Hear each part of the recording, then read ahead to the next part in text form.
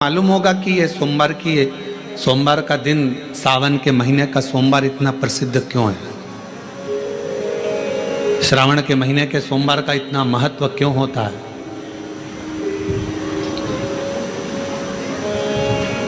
उसका एक कारण है, सावन के सोमवार का इतना महत्व क्यों है। सारे सोमवार होते हैं, सारे श्रावण सोमवार का दिन होता है, सारे सोमवार मान्य होते हैं, पर सावन के सोमवार की इतनी महत्वता क्यों है, किस लिए। और शायद हमको लगता है कि जितने भी आस्था चैनल पर कथा सुन रहे हैं, जितने फेसबुक यूट्यूब पर कथा सुन रहे हैं, जितने आपने अपने मोबाइल पर सोशल मीडिया में कथा सुन रहे हैं, हमारे को लगता है कि उनको भी नहीं मालूम होगा कि सावन के सोमवार की इतनी महत्वता क्यों है, किस लिए। सावन के सोमवार की महत्वता इसलिए है कि भगवान देवाधिदेव महादेव का विवाह ख्याति देवी लक्ष्मी जी से करना चाहती थी, पर माता लक्ष्मी ने, भगवान शिव ने माता लक्ष्मी का चेहरा देखा, पढ़ लिया कि ये तो भगवान नारायण के स्नेह है, और भगवान नारायण लक्ष्मी जी से विवाह करना चाहते। और दोनों के विवाह की बात भगवान देवाधिदेव महादेव ने माता ख्याति देवी से कह दी कि इनका विवाह करो। अब माता लक्ष्मी जी ने बड़ा निवेदन करा, आपने हमारा विवाह भगवान नारायण के साथ में कर दिया, हमारे मन की बात को रख लिया, बड़ी कृपा करी भोले बाबा। मेरा मन है मैं आपके चरणों की सेवा करूं, मुझे कोई सेवा आपकी बताओ। शिव मंदिर में कभी भी जाकर पंडित जी से मत पूछना कि यहाँ की कोई सेवा मुझे बताओ। भगवान के अन्य मंदिर होंगे तो वहां जाकर पूछना, देवी जी के मंदिर में यहाँ सेवा बताओ, राम जी के मंदिर में पूछना यहाँ सेवा बताओ, भगवान कृष्ण के मंदिर में पूछना हमारे लिए कोई सेवा बताओ, भगवान दत्त के मंदिर में पूछना हमारे लिए सेवा बताओ। सारे मंदिरों में जाकर कहना कि हमारे लिए सेवा बताओ, और शिव जी के मंदिर में जाकर मत कहो कि हमारे लिए सेवा बताओ। वहाँ तो झाड़ू उठाओ, सेवा में लग जाओ। वहाँ तो निर्माल्य पड़ा है, उसको उठाओ, विसर्जन में ले जाओ। वहाँ पोछा उठाओ, पोछा लगाना प्रारंभ कर दो, शिव जी का श्रृंगार करना प्रारंभ कर दो, शिव जी का सुंदर स्नान कराना प्रारंभ कर दो। शिव मंदिर में सेवा पूछी नहीं जाती, सेवा करी जाती है।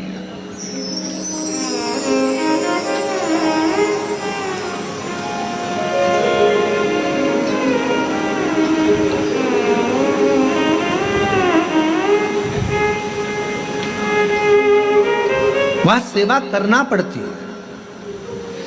एक राज सिंहासन पर बैठने पर, एक कुर्सी पर बैठने पर, एक पद पर बैठने पर आपका कर्तव्य है कि आप बीच राह में से निकल कर जा रहे हैं, राज्य में से निकल कर जा रहे हैं, कोई दुखी आपको दिख रहा है, कोई गलत कार्य हो रहा है, आप अच्छे सिंहासन पर बैठे हैं, पद पर बैठे हैं, कुर्सी पर बैठे हैं, प्रतिष्ठा में बैठे हैं, आपकी बात दुनिया मानती है, तो आप उस गलत चीज को, गलत काम को हटाकर कुछ अच्छा कर सकते हो। आपको करना है, आप सेवा के लिए तत्पर रहे। यहाँ चुनाव होते हैं, जम के तो बोलो, पार्षद बनते हैं, जम के बोलो, बनते हैं, अध्यक्ष बनते हैं, उपाध्यक्ष बनते हैं, सचिव बनते हैं, सारे पद दिए जाते हैं।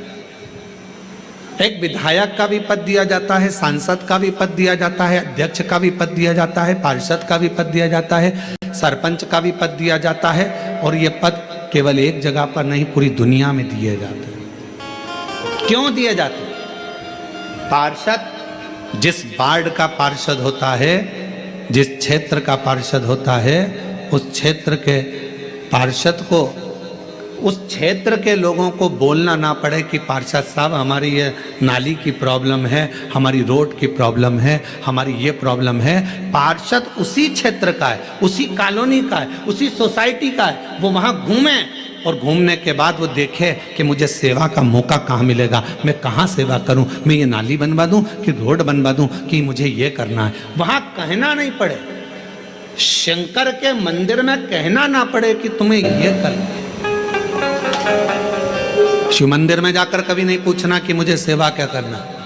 शिव मंदिर में तो जाकर सेवा का क्रम करो। अब लक्ष्मी जी पूछ रही हैं भोले बाबा से, आप मुझे बताओ, मैं आपकी सेवा में लगना चाहती हूँ। शिव जी ने कहा कि मैं क्या सेवा बताऊं, आप जाओ भगवान नारायण की सेवा करो। पर लक्ष्मी जी ने सोचा कि देवाधिदेव महादेव मुझे सेवा नहीं बता रहे हैं। सावन का महीना था, सोमवार का दिन था। माता लक्ष्मी पूरे सावन के महीने में शिवालय में जाती, शंकर जी के कैलाश पर्वत पर जाकर खूब सेवा करती। खूब प्रथम सोमवारी निकल गई, द्वितीय सोमवारी निकल गई, तृतीय निकल गई, चतुर्थ आ गई। सोमवारियां निकलती चली गई। सावन का आखिरी सोमवार, देवाधिदेव महादेव प्रसन्न हो गए, लक्ष्मी को बुलाया। हे लक्ष्मी, पूरी दुनिया में केवल महासंबोधन मेरे नाम के आगे लगा है, लोग मुझे देवाधिदेव महादेव कहते हैं। सारी पुराणों को केवल पुराण कहा जाएगा, पर शंकर की पुराण को भी महासंबोधन से संबोधित किया जाएगा, शिव महापुराण। लक्ष्मी, मुझसे जो जुड़ा हुआ है, मेरे नाम के आगे महासंबोधन लगा हुआ है, लोग मुझे महादेव कहते हैं। पर लक्ष्मी, तूने पूरे श्रावण के महीने में मेरी सेवा करी है, और आज सोमवारी के दिन तूने मेरी अविरल भक्ति को धारण करा है। बिना पूछे सेवा में, बिना दिखावे के तल्लीनता से सेवा करी है। मैं अपना महासंबोधन दुनिया में किसी को नहीं देता, आज तुझे दे रहा हूँ। और लक्ष्मी केवल लक्ष्मी नहीं रही, उस दिन से लक्ष्मी माँ लक्ष्मी। लक्ष्मी केवल लक्ष्मी नहीं रही, उस दिन लक्ष्मी महालक्ष्मी के संबोधन से प्रकट हुई। आज महासंबोधन लक्ष्मी जी को अगर किसी ने दिया तो भगवान देवाधिदेव महादेव ने दिया। और वह महासंबोधन कब मिला? सोमवार की इस श्रावण के सोमवारी के दिन, जो हम व्रत करते हैं, साधना करते हैं, उपास करते हैं, अर्चना करते हैं। पूरे वर्ष आप सोमवार का व्रत करते हैं कि नहीं करते वो पता नहीं, पर सावन के महीने में 4-5 जो भी सोमवार पड़ जाएं, अगर आपने व्रत कर लिया, व्रत को धारण कर लिया, या शिवालय के जाकर भगवान शंकर की आराधना कर ली, तो पूरे वर्ष के सोमवार का फल सावन के महीने के 5 या 4 सोमवार में प्राप्त हो जाए। श्रावण के सोमवार की इतनी महत्वता है। कल एक बहन ने पत्र लिखा था कि सावन महीने की इतनी महत्वता क्या है। हमने शिव महापुराण के अंदर पढ़ा तो ऐसा सावन महीने का ज़्यादा लेख शिव महापुराण के अंतर्गत नहीं मिला। श्रावण महीने की इतनी प्रबलता क्यों मानी गई? तो हमारा एक तो सोमवार का महत्व, सावन के सोमवार का महत्व क्या है, कोई आपसे पूछे तो आपको बताना चाहिए कि इस दिन लक्ष्मी को महालक्ष्मी कहा गया। शिव जी ने सफलता, कल वाला प्रश्न, शांति, दिशा और सफलता बिना मांगे मिलती है शिव के दरवाजे से। क्या क्या चीज? शांति, दिशा और सफलता। शिव के दरवाजे पर जाकर केवल आप सेवा करो, शिव के दरवाजे पर जाकर आप केवल जल अर्पित करो, शंकर जी की चौखट पर जाकर आप नमन करो, देवाधिदेव महादेव के शिवालय में जाकर प्रणाम करिए। भगवान शंकर की चौखट पर, द्वार पर अगर आप जा रहे हो, 3 चीजें आपको मांगना नहीं पड़ेगी। जैसे लक्ष्मी जी ने शिव जी से नहीं मांगा कि मुझे महासंबोधन दो, लक्ष्मी जी ने नहीं मांगा कि मुझे भगवान विष्णु दो, लक्ष्मी जी ने नहीं मांगा कि मुझे ये देना। लक्ष्मी जी तो शंकर भगवान की सेवा में लग गई, तो लक्ष्मी जी को 3 चीजें अपने आप मिल गई। एक, शांति हृदय की, दूसरा दिशा, लक्ष्मी जी को कहाँ जाना है, और तीसरे नंबर पर